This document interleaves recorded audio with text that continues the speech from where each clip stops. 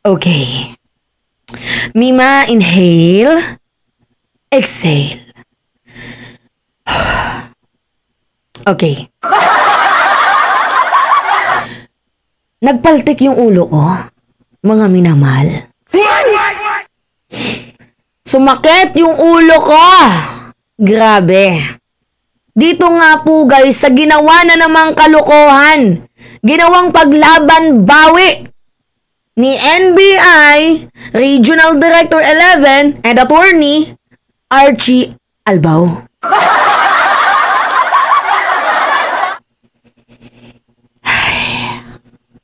Ito kasi mga minamahal, yung kanyang naging statement nung isang araw.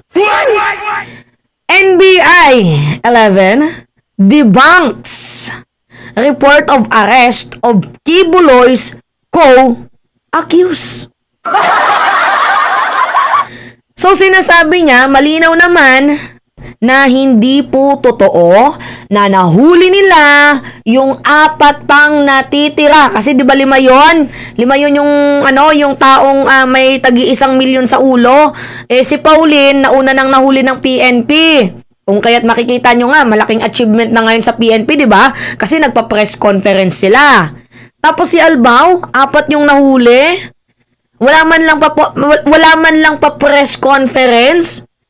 Tapos hindi din dinitalye kung paano niya nahuli, walang timeline. Basta-basta niya na lang ipinuslit sa mainstream media na meron siyang nahuling 4. So ito na nga mga minamahal.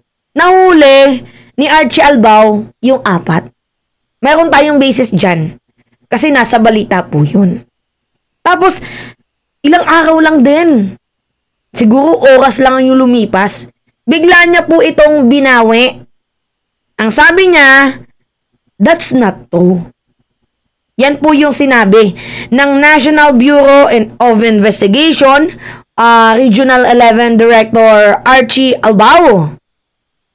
As he firmly denied reports claiming that the co-accused of fugitive televangelist Apollo Kibuloy had been arrested. Fake news yan. Hindi namin nahuli yung 4 na co-accused ni Kibuloy. It is not true.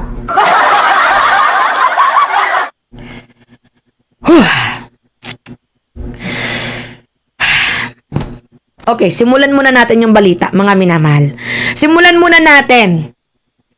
Ito kasi yon, 4 na araw yung nakalipas. Siguro August 11 or 12 or 9. Basta, August 9. Sabihin na lang natin, August 9. Kasi for 5 days ago. Ito yung balita nga, di ba, mga minamahal, na bigo na mahuli. Simulan natin from the very beginning. Para magets natin yung gustong i-message ni Archie Albao. Kasi ako nakuha ko na yung message ni Archie Albao kung bakit siya nagbale-balentong sa kanyang mga statement. Ito panoodin natin. Panoodin natin ito yung sabi 4 days ago. Bigo na namang maaresto ng National Bureau of Investigation 11 ang religious group leader na si Apollo Kibuloy at 4 na kapwa niya akusado. Bandang hapon itong Biyernes, muling pinuntahan ng NBI 11 ang KOJC compound sa Buhangin, Davao City upang isilbi ang warrant of arrest mula sa korte sa Pasig City at Davao City. Okay, rinig ninyo diba? Yan yung sabi ng NBI Region 11. Nabigo daw po nilang mahuli itong si Pastor Apollo Kibuloy doon sa compound. At malinaw din na sinabi na hindi din nila nahuli yung 4. Malinaw malinaw. Ganon din ang arrest order mula sa Senado. Hindi kaya ng PNP mapayapang naisilbi ng NBI ang warrant of arrest sa loob ng 1 oras. Hindi naman kasi... Okay. Ito na. Pumasok na yung PNP sa eksena. Kasi kino-compare nila yung pag-aresto nila versus sa PNP. Kasi parang feeling ko merong nangyayaring sabotage. Sabotahe.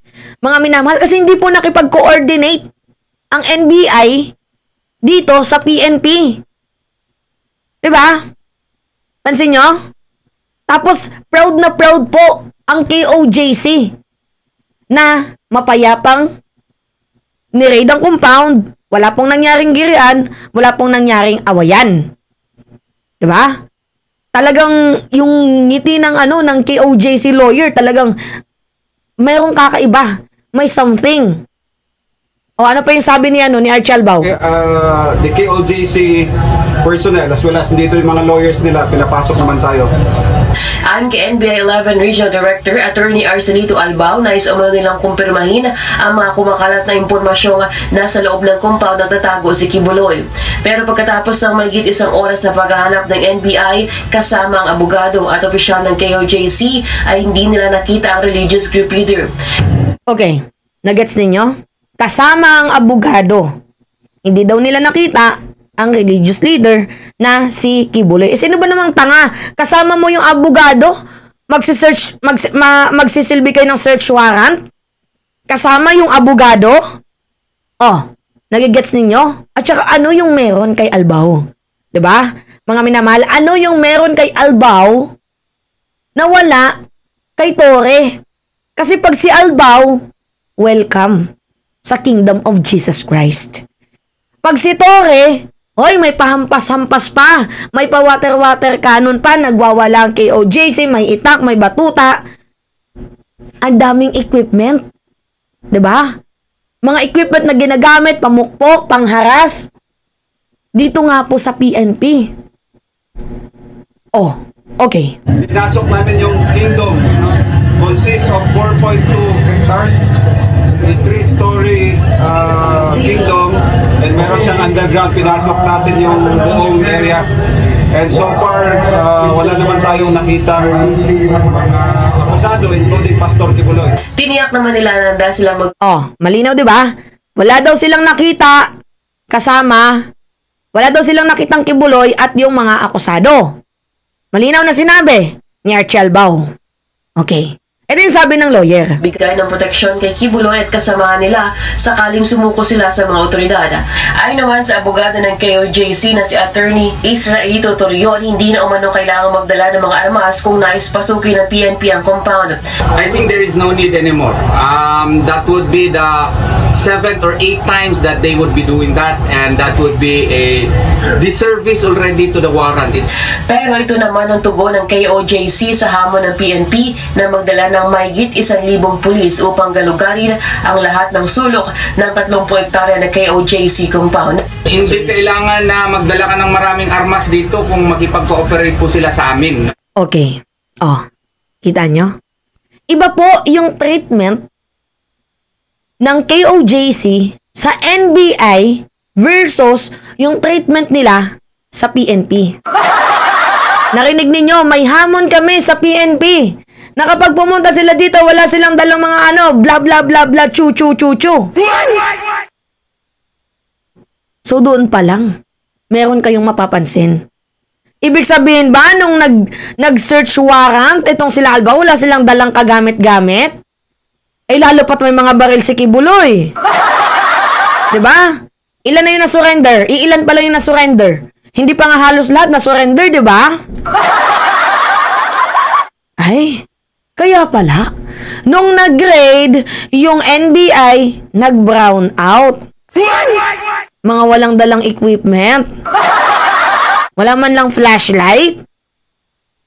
Ganon? Ay, ang NBI, hindi laging handa. Eh, paano pag nagkaroon ng girian? Eh, di yung mga NBI, patay dyan. Bubu. Anyway, wala namang problema yon if they will properly cooperate with us. No need to show force, no need to bring armalites, no need to bring... ganito lang yung concept dyan. Bakit mo kailangang i-baby yung kriminal? Hindi po tayo nagbe-baby ng kriminal. Hinuhuli kasi nga kriminal, hindi mo kailangang i-baby yan. Diba? Ang daming kaso. Oh, kabilang na yung human trafficking, sex trafficking, fraud. Ang dami. Tapos bibibihin mo? Ay, kaloka. Anyway, yan po yung balita. If I'm not mistaken, August 9 or 10 itong balitang to. Tapos, nagsalita sa eksena itong si Arlene Stone. Ano yung sabi ni Arlene Stone? Hindi naman talaga mahuli ng NBI yan dyan. Kasi tumatanggap yan ng money sa envelope. In short, bribery. Hindi daw mahuli si Kibuloy dahil noon daw po ay tumatanggap na ng pera itong si Archie Albao. Doon pumasok sa eksena yung moro-moro na paghuli. Diba nga mga minamahal?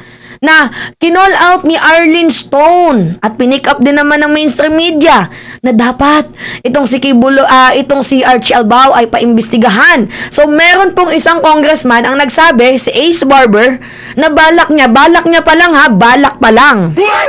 Balak niyang paimbestigahan itong si Archie Albao. Kasi kinall out na kasi parang nagiging moro-moro. 'Di ba? Nagiging moro-moro or scripted ang paghuli kay Kibuloy. Actually, hindi lang ako nakapansin nun. Madami din naman. So, kinall out. Kasi tumatanggap daw ng pera. Wait lang. Parang meron akong video dito kay Arlene Stone. Kailangan ko pa bang i-play sa inyo mga minamahal? Kasi parang tawag dito pa ulit-ulit ko na lang tong napiplay. Pero okay, para makuha nyo yung punto, sige, i-play natin.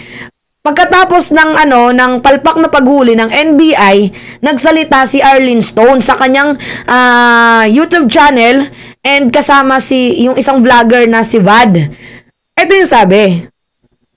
Wait lang mga minamahal, naglo-loading pa.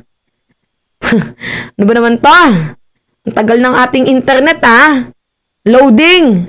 Nagtataka ako, ina-anunsyo ng PNP, pero bakit nauna yung NBI? Hindi ba? Do you know this person, Arlene? Sino itong gumawa? Sino ito nag-head sa NBI na parang pa-smile-smile pa sa kanya yung lawyer? Nung na-interview siya, nung lawyer ng KOJC, parang bata ko to, o kaibigan ko to. Kaya nga sir very confident sila na walang makikita, walang mahuhuli. Alam mo kung bakit, sir? Yan si Archie Albao, tao yan. Yan ang head, Archie Albao. Yes, yan ang head ng Region 11 NBI. At isa yan sa mga tao na binigyan ko noong araw ng envelope full of money. Aray! Grabe. Kaya siguro kaya nila ginawa 'yon, no? Para maunahan nila yung PNP. No, para to tell the public that they are doing their job. Pero nakita naman, it's very obvious naman, 'di ba, sa video na pinakita kung para silang namamasyal lang doon Ang laki-laki ng compound, ilan 'yon? 20 plus 25 or 23 NBI agents yung dala nila doon. At ano pa ang sabi ni Albao? Wala daw ilaw. Wala daw ilaw doon sa kingdom kung saan nagtatago si Kibuloy kasi kaya hindi nila nakita.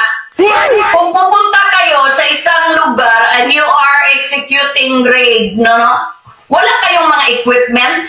Kung wala... Yan kasi yung sabi ng lawyer ni Kibuloy. 'Di ba? Yung lawyer ng KOJC. May hamon nga sila sa PNP, 'di ba? Kababalita ko pa lang sa inyo kanina. Mayroon silang hamon sa PNP na pwede naman silang mag-serve ng warrant ng mapayapa. 'Di ba? Nang walang dalang armas. Baka masunurin lang talaga ditong si Albao. Masunurin si Albao. Naging tuta ng KOJC kaya hindi nagdala ng armas. Walang dalang mga equipment. Kumbaga, parang sumulong sa gera na ang dala lang ay itak. Ganon si Albao. Continue. Walang ilaw, wala kayong equipment para makita kung makita yung mga hinahanap ninyo.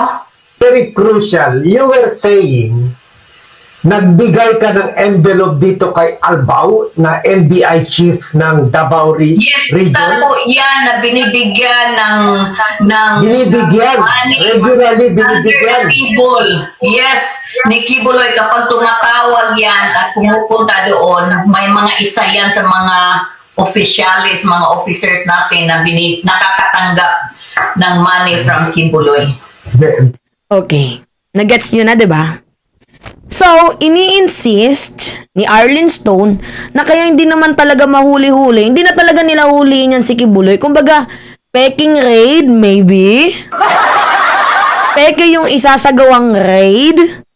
Or baka malay mo, nagmerienda lang yung mga yan dyan sa loob. Humigit kumulang isang oras. Kasi, paano natin malalaman na nag-search nga sila? Walang mga body cam. Diba? Tapos, nakakagulat, nag-run out sa KOJC. Tapos, walang mga dalang equipment. Nakakaloka. So, ngayon, nung nagsalita, itong si Arlene Stone na tumatanggap ng bribery money, itong si Archie Albao, nagsalita ang isang congressman. Si Congressman Ace Barber. Ano yung sabi? Ano yung hanash? Nagbabalak pa lamang pong paimbestigahan ni Ace Barber. Pasensya na, busog ako. Nagbabalak pa lamang pong paimbestigahan ni Ace Barber itong si Archie Albao. Nagbabalak pa lang, ha? So, ilang oras lang ata ang makalipas, mga minamahal, bigla pong merong lumabas sa news. Biglang may lumabas sa news. Ito nga yung sabi, Basahin lang muna natin to.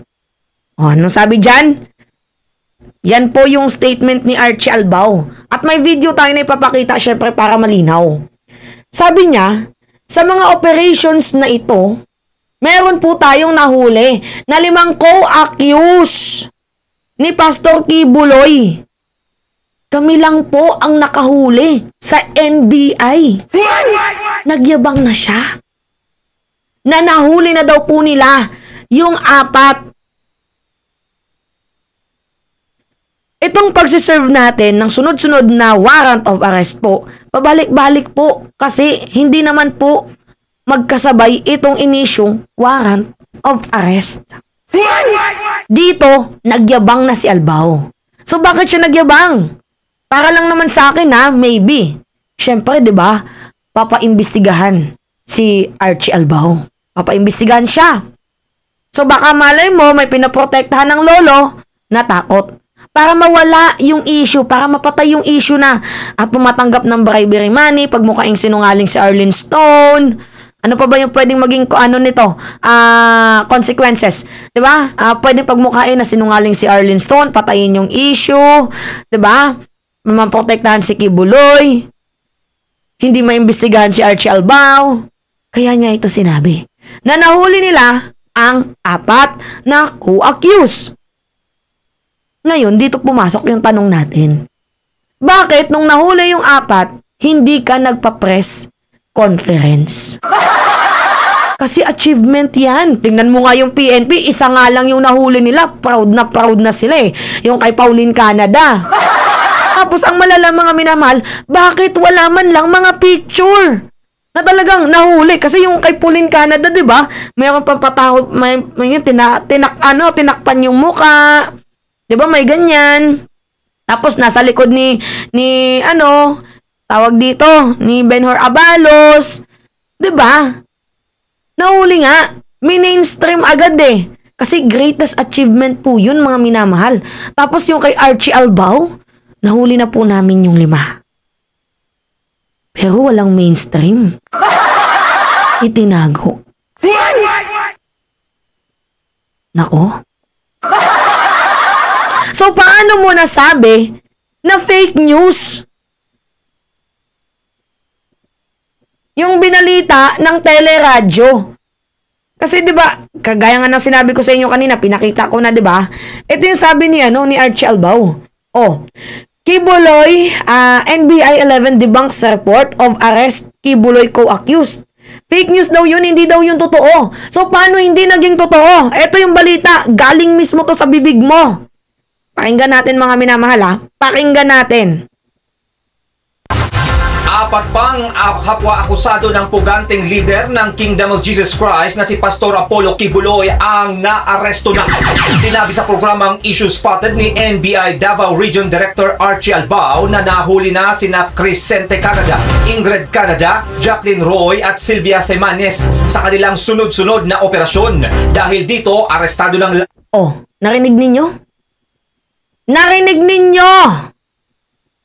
Binalita ng teleradyo, tapos galing po sa first-hand information. Sino yung first-hand information nila?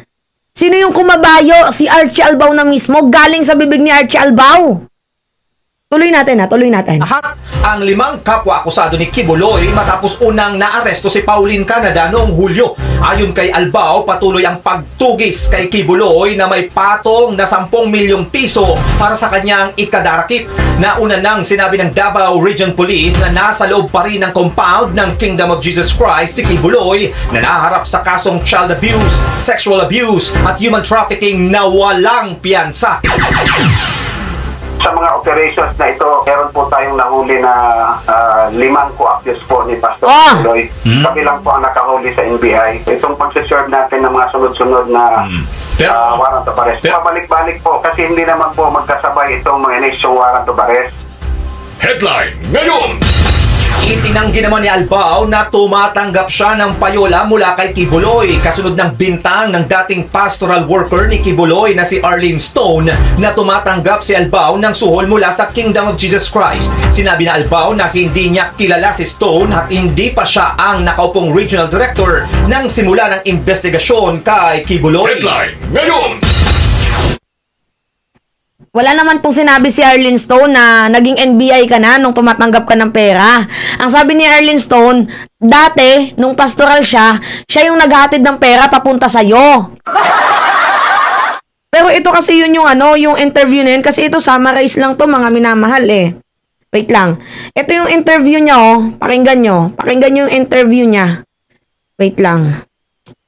Ito yung interview niya.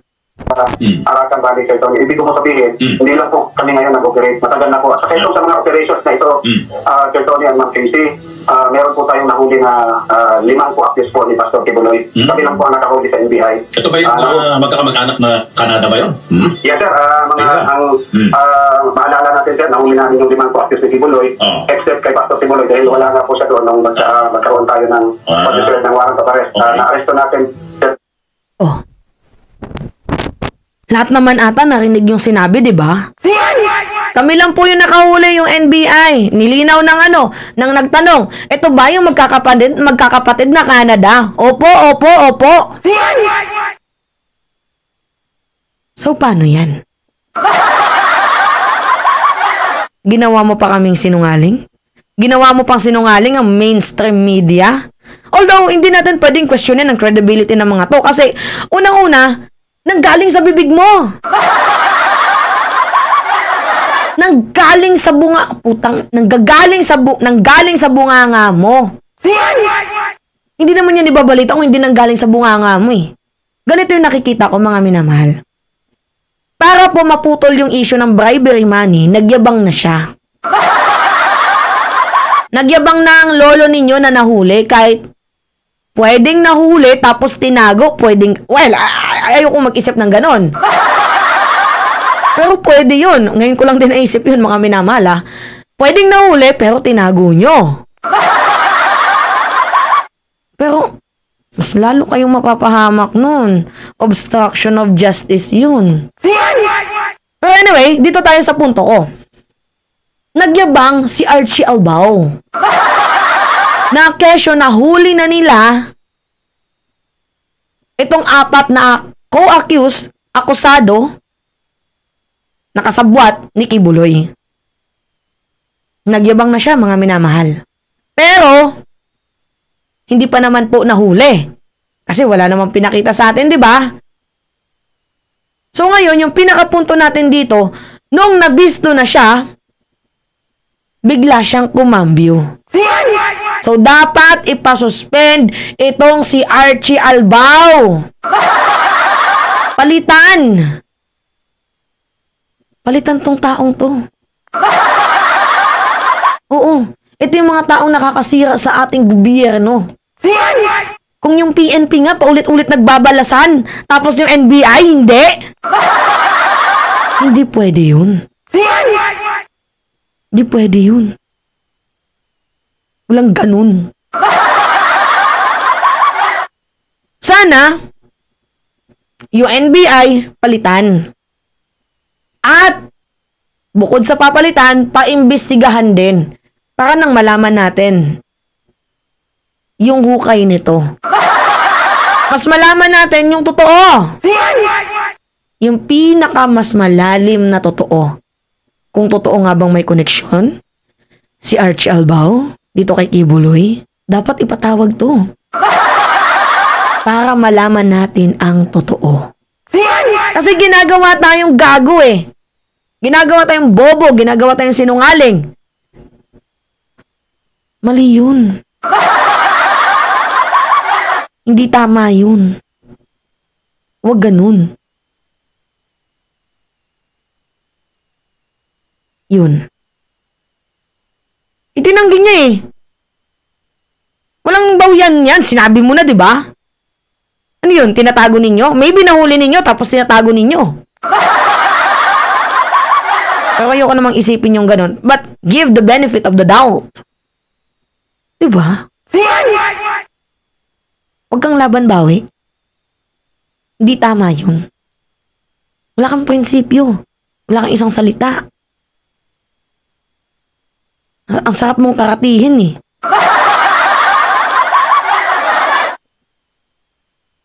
Diba?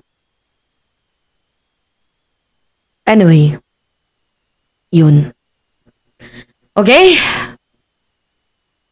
Sabi niya, hindi daw eh. Well, let's see. Malalaman at malalaman din ang katotohanan. Okay. Anyway, it's me again, si Mima Alicia nyo, at nagbabalik ulit para sa ating panibagong video.